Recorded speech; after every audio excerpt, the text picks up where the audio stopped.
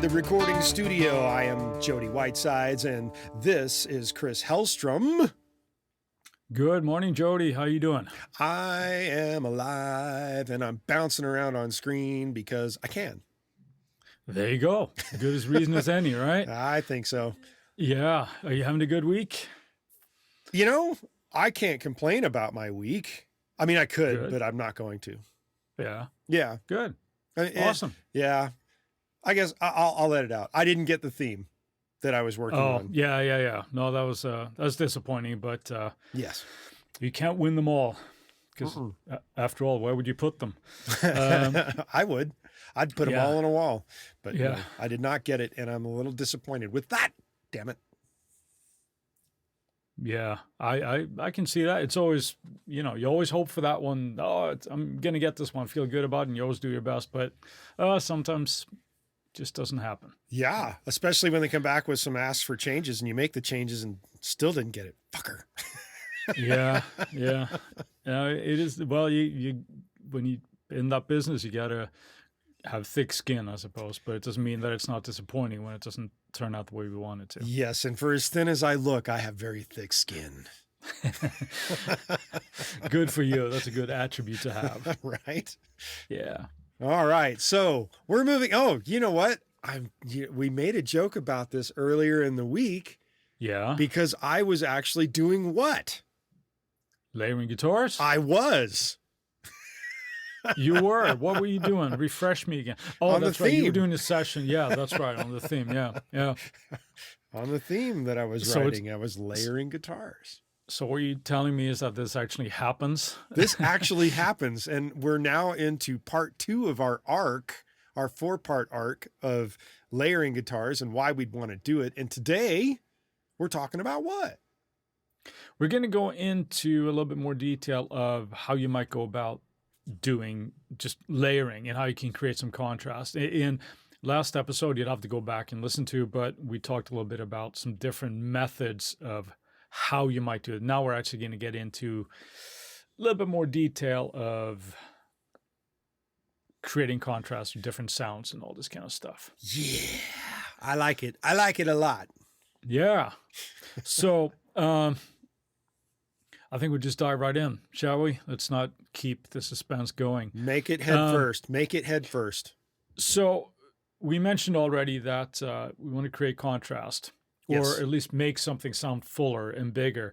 And the first thing that comes to mind for me when I'm thinking about guitar tone, I'm thinking of 2 types of tone.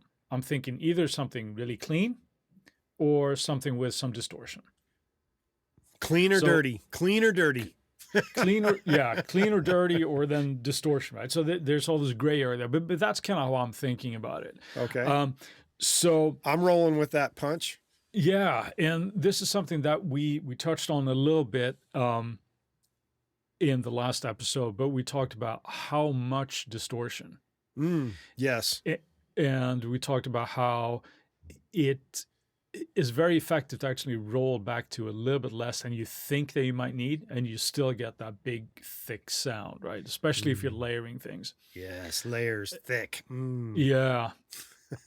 And one thing also, speaking of distortion, is like when you're dealing with clean tones, don't be afraid to have like a little bit of dirt on that. I'm not necessarily going through an overdrive pedal or anything like that, but even if it just breaks up a little bit when you play a little bit heavier dynamics, you're leaning in a little bit more, it can just make that sound a little bit thicker and punchier in the mix if you're playing just a clean line. Don't feel like you have to be a super clean kind of a thing. Super clean. Is that like when you take distortion and you wash it for about 20 seconds with the soap and everything?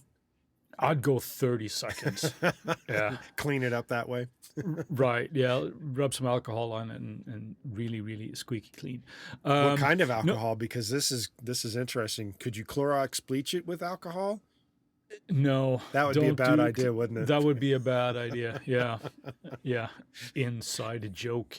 Yeah. So layering guitars with slightly different tones can be a good thing. We mentioned also last episode, I believe, that just adding a cleaner guitar on top of a crunchy, distorted guitar can add a little bit of definition, just like we Or mentioned. tucked up underneath too. Yeah, absolutely. And just like we mentioned in the acoustic guitar recording version and or podcast, I'm sorry, and also the bass recording, how that can add like a little bit of a definition where we have the DI with the bass and the DI with the acoustic guitar. So similar concept there. But you do want to be careful, I think, the way you mix those two together, because you, in more cases than not, I think the distorted guitar is still the main guitar. So it's just there. You're just kind of squeaking it in a little bit underneath there with that clean signal. Is this not more program dependent, song dependent? I think whether you're going to have more clean and more distortion or more distortion. Cheers. No. First sip of coffee. So that's one effective way of kind of blending those things. And another thing that you can do is also, even if you have a similar type of a tone, is to perhaps double up the part with a different guitar. Yes. So hence the reason I have a wall of them back here. You do have a few hanging right there. So what kind of different guitars would you consider doing that with? Let's say that the world is your oyster, right? You're not limited to your own collection, but what kind of guitars would you ideally like to have at hand?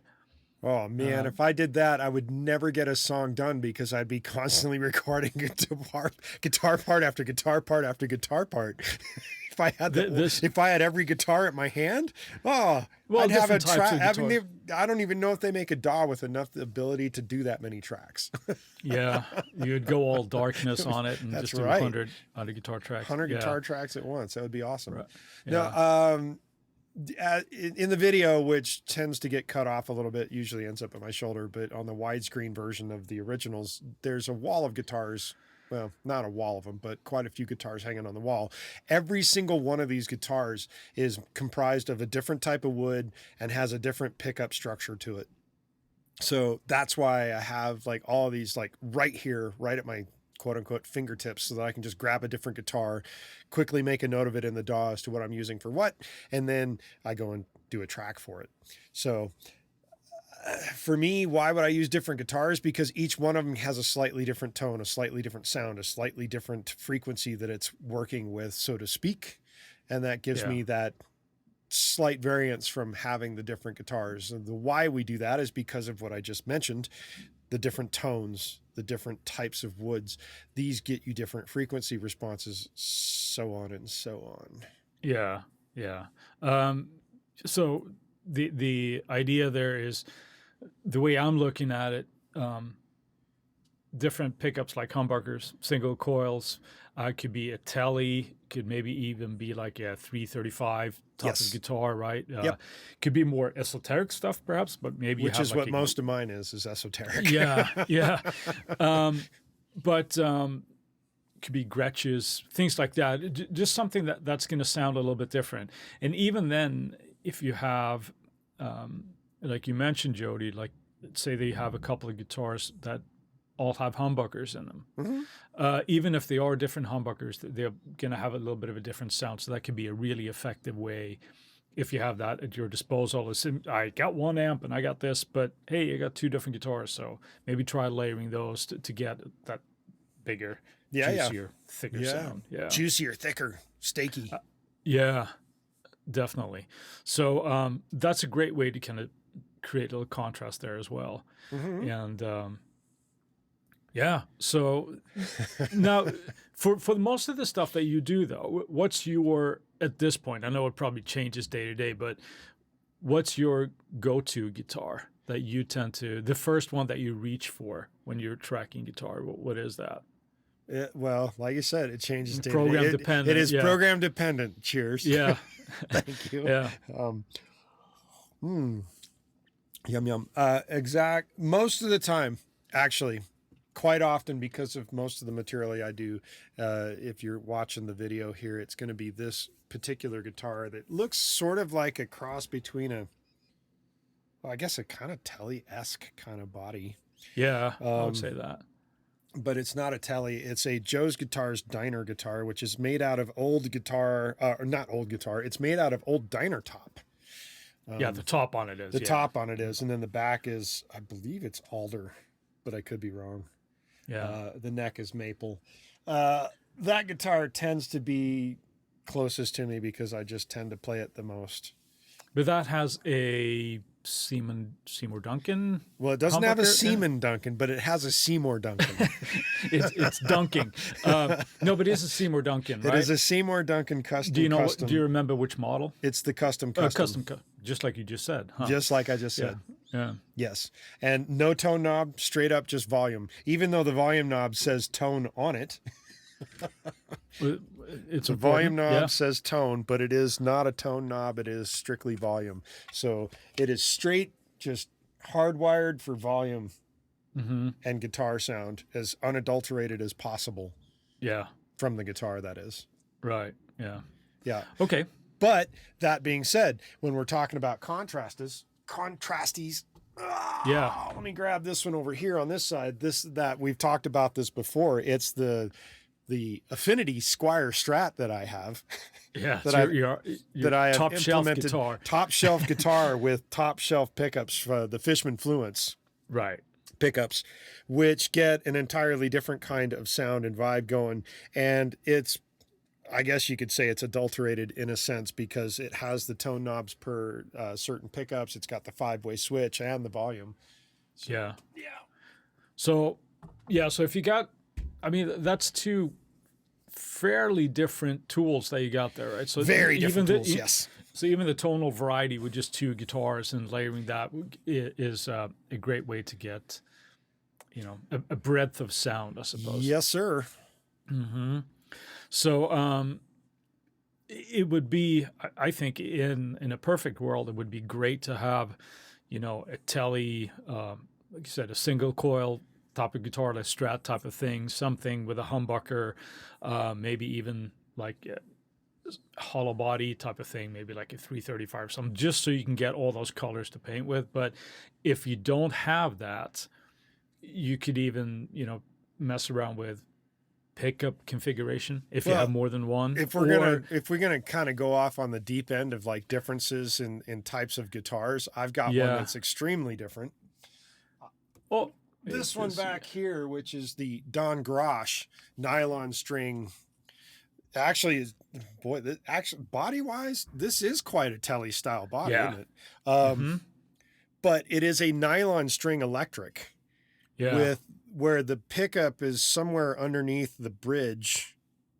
It has the most unique character I've ever heard when it's distorted. I imagine it would, yes. But when it's clean, sounds like a nylon string guitar, which is pretty wild. So that's one that I use when I really need a very different character.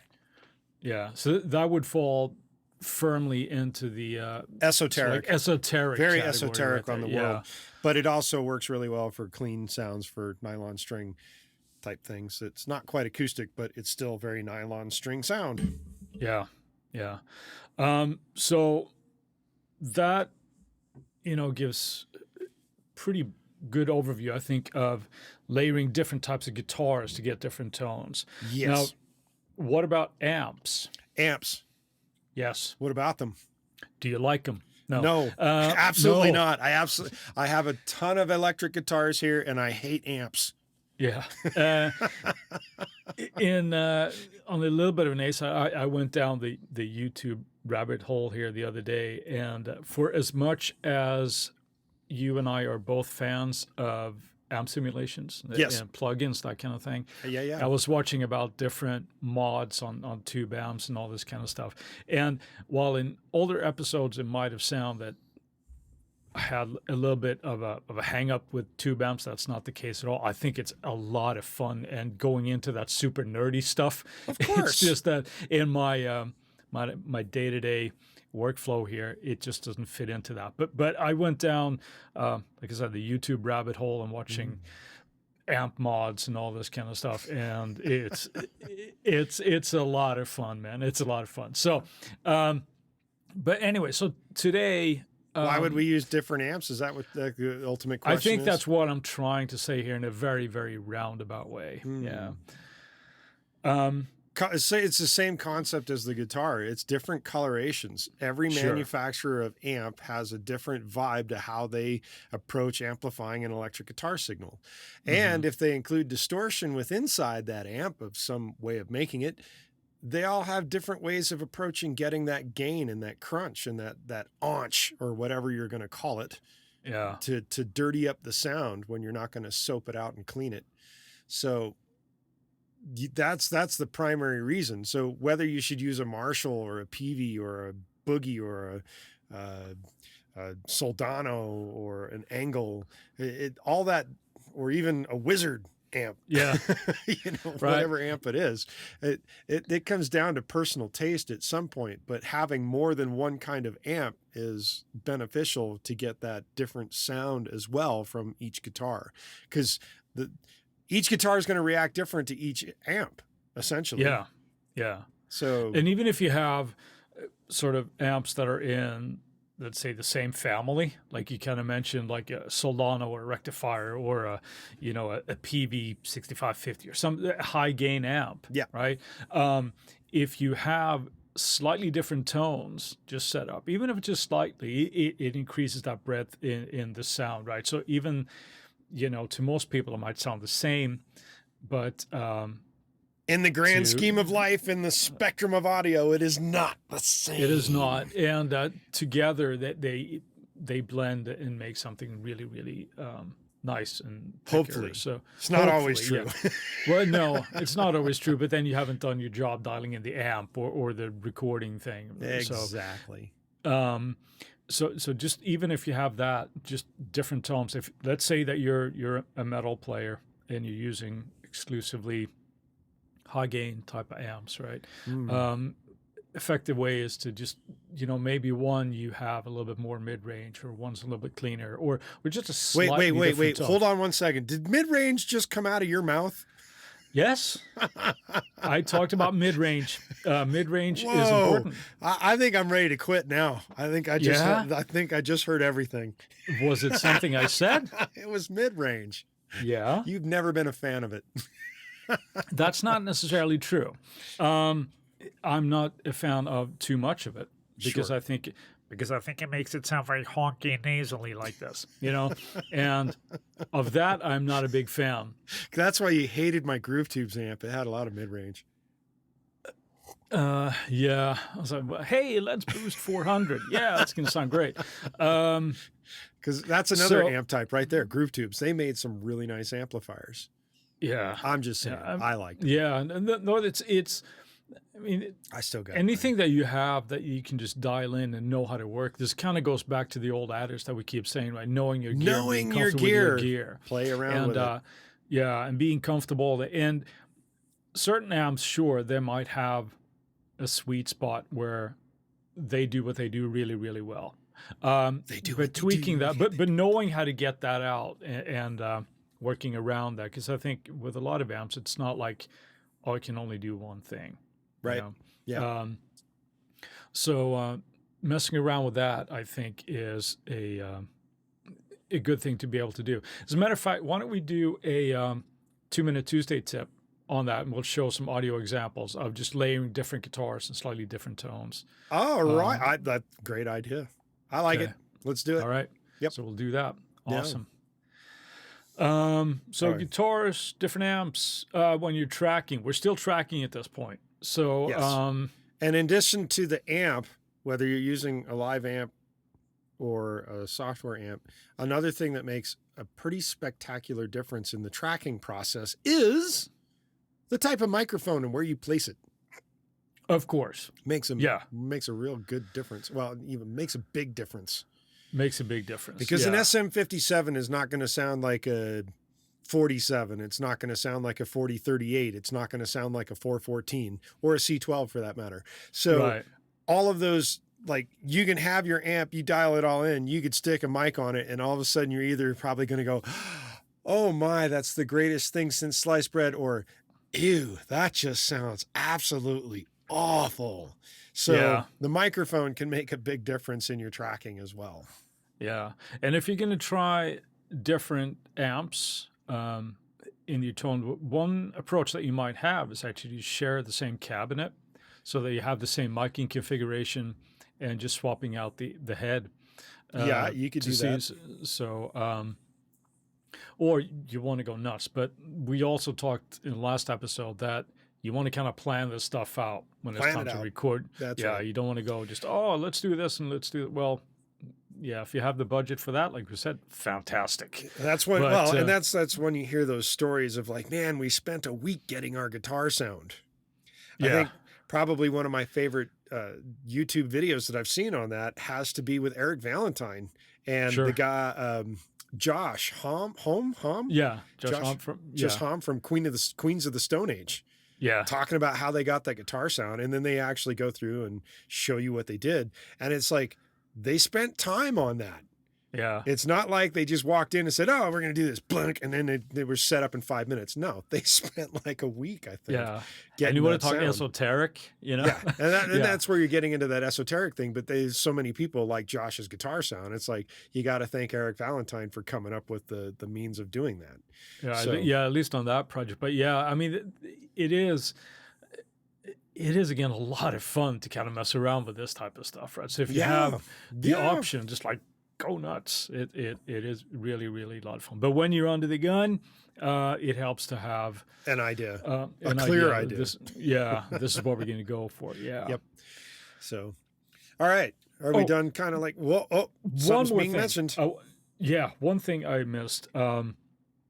And this is also we've been talking about just electric guitars today, Mm. but up to this point. But one thing that is really really cool is to add also an acoustic guitar. We actually Uh, mentioned that in the last episode. We did, yeah. So you just want to touch on that again. Like it's a great way to, if you have, let's say, a driving eighth note kind of a rock vibe going on, and if you find that it's not pushing as much as you want, having just an acoustic guitar playing through there underneath it can again add that little definition and makes that subtly underneath.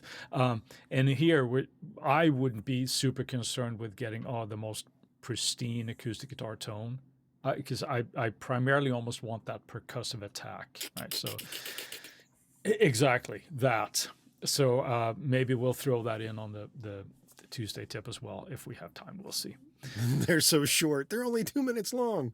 I know. I have to speak really, really fast. Unless Chris is doing it, then they might be a little longer. Yeah, and then So yeah. I'm shortchanging. Chris is overchanging. Yeah, so somewhere in the middle. Somewhere in the middle, it comes out bounces to 2. Or hopefully it's just at very least a little bit helpful and informative. And if not, you can just laugh at my hair or something. I don't know. That would be bad. Your wife wouldn't like that. Anyway, yeah, so we're moving on now. we're moving on. We're moving and, on. We're moving on. And in the process of moving on, we're going to take a word from our sponsors. All right. We're talking about FX at this point. Effects. Yeah, at this point, we're talking about the tracking stage. Mhm. So printing with effects or no? What's your approach?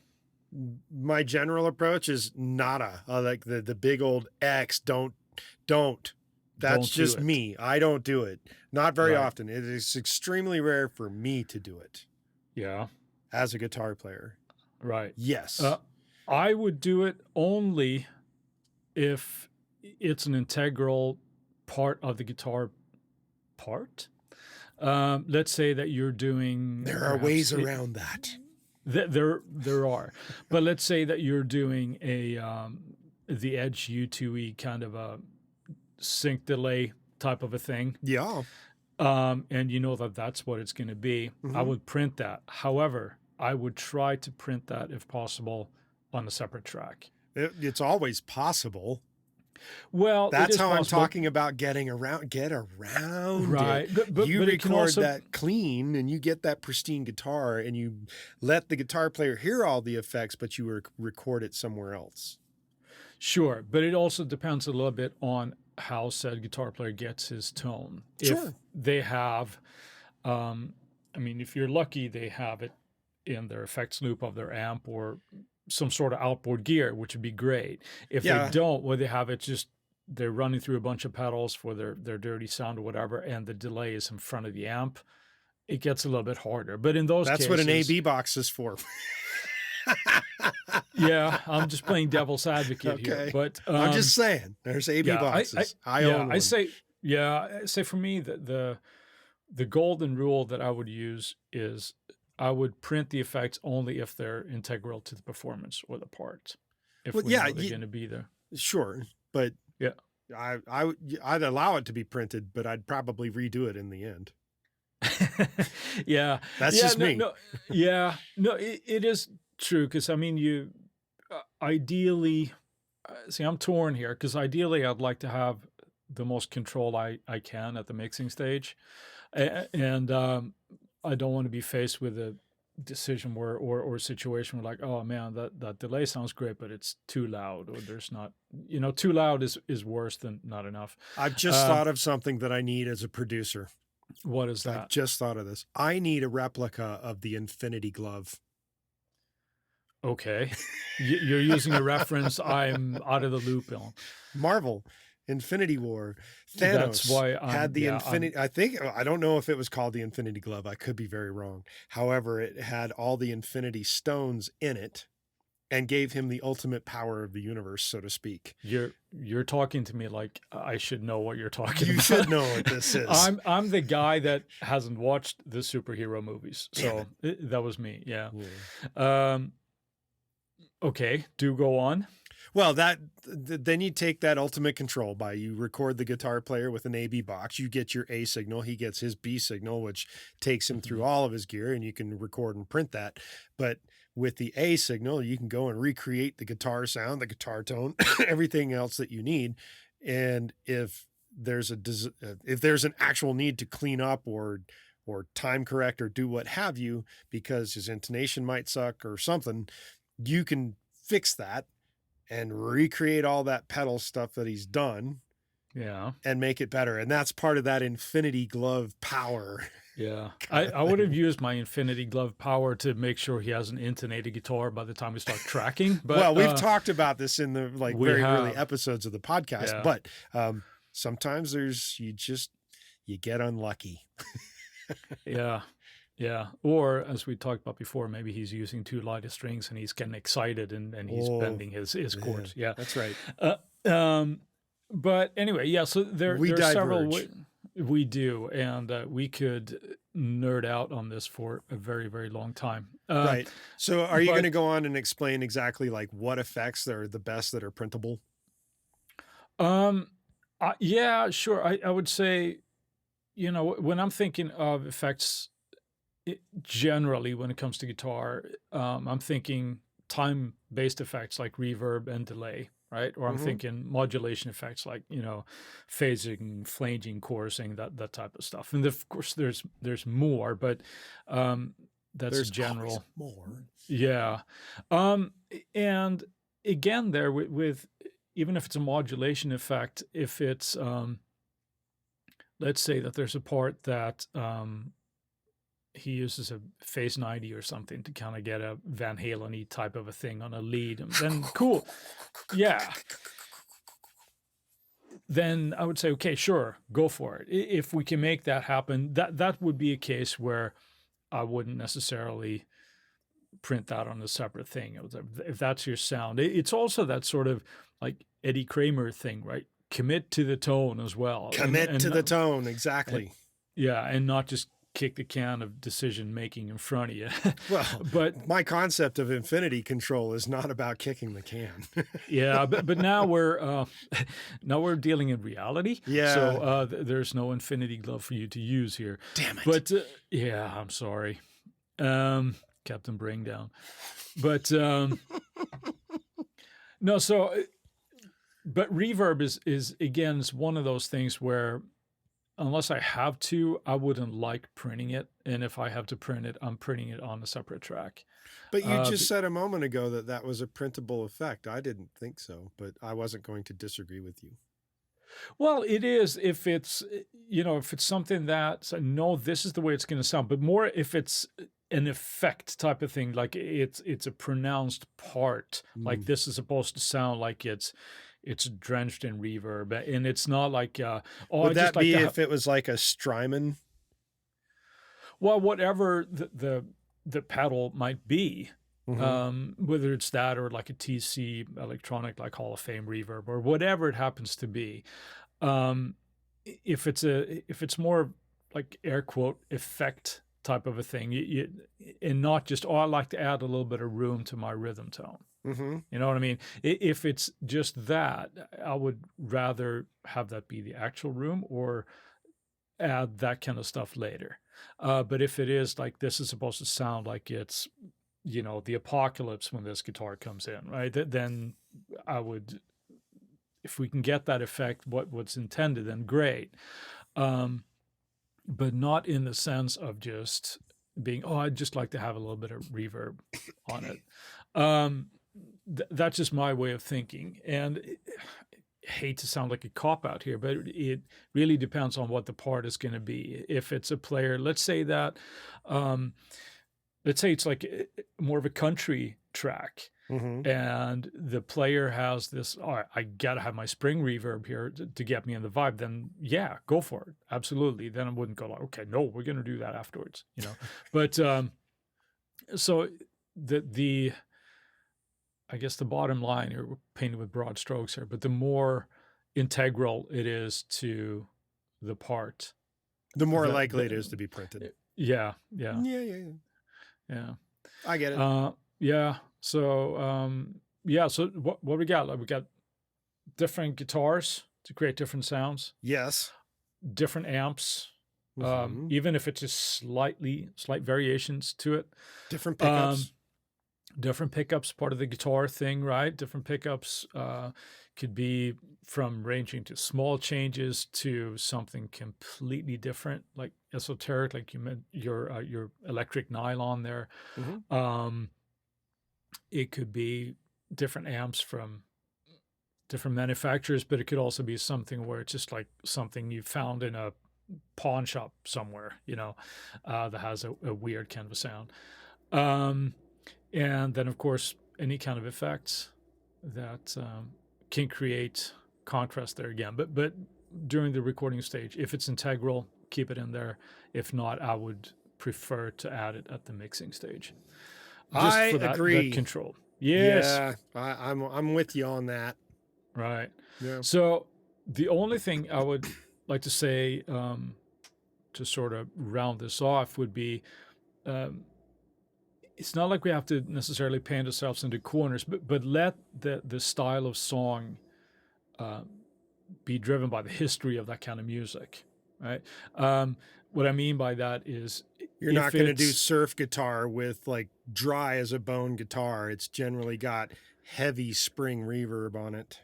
Yeah, if you're doing rock or if you're doing metal, use a humbucker type guitar, right? If you're doing funk type of stuff, maybe you want to go with like a single coil type of thing. Doesn't mean that you can't experiment, but generally that be a guide. So it's not like this is just about metal or rock that you hear coming out of my mouth a lot, but it's sort of like it's a universal concept type of thing. So no matter what kind of music you're playing, these concepts apply to whatever it is that you're doing. Yes. I have nothing to add to that because that's true.